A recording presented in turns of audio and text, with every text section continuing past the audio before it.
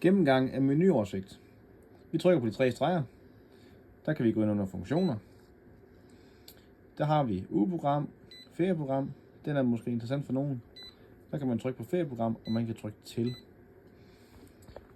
Der kan man så vælge feriestart. Hvornår går vi på feriestart, og hvad tid. Vi siger, at det er den her tid, vi går på ferie lige nu. Så kan vi lave en forskydning af centralvarmen på minus 15 grader. Det siger vi OK til.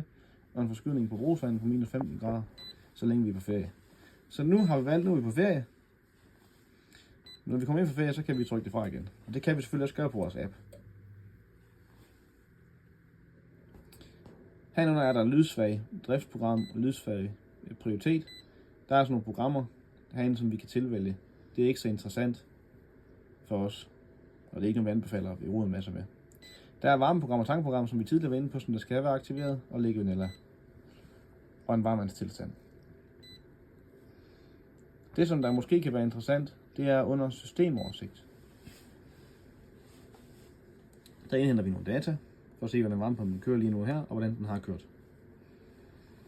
Der kan vi se under energimåler, der kan vi se en aktuel forbrug og ydelse og kopværdi.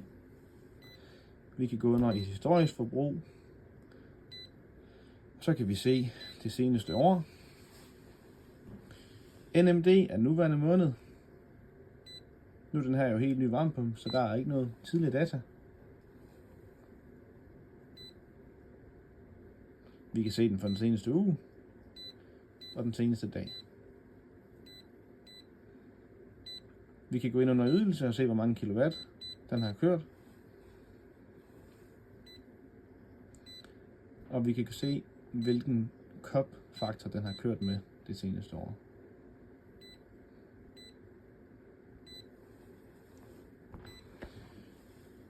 Så kan vi gå ind under systemoplysninger og se, hvad er fremløbstemperaturen, hvad er returtemperaturen, hvad er tanktemperaturen, og hvad kører kompressoren med af frekvens lige nu her.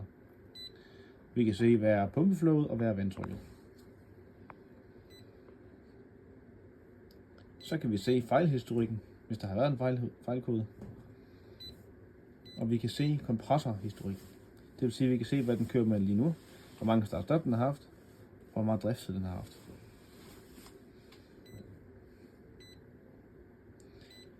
Vi kan også se, hvor mange timer vi har brugt på backup-varmelæge, henholdsvis på uddelen og på centralvarme og på brugsvand. Det er sådan set det. Så har vi nogle personlige indstillinger. Det vil sige, det er fjernbetjenings nummer. Vi kan se, hvor meget vi ønsker lyd til og fra. Vi kan slå lyden fra, så er der ikke nogen lyd, hvis ikke man gider det. Vi kan sætte kontrasten op på fjernbetjeningen, så er det lidt nemmere at se. Og vi kan skrue op og ned for baggrundslyset. Eller vi kan vælge, hvor lang tid den er aktiveret. Og så er der så et baggrundslys, vi også kan skrue op og ned for her. Vi kan vælge tidsformat selvfølgelig. Og dato og klok. Og sprog. Og en adgangsskrive til at løse det ind. Det anbefaler vi ikke at gøre.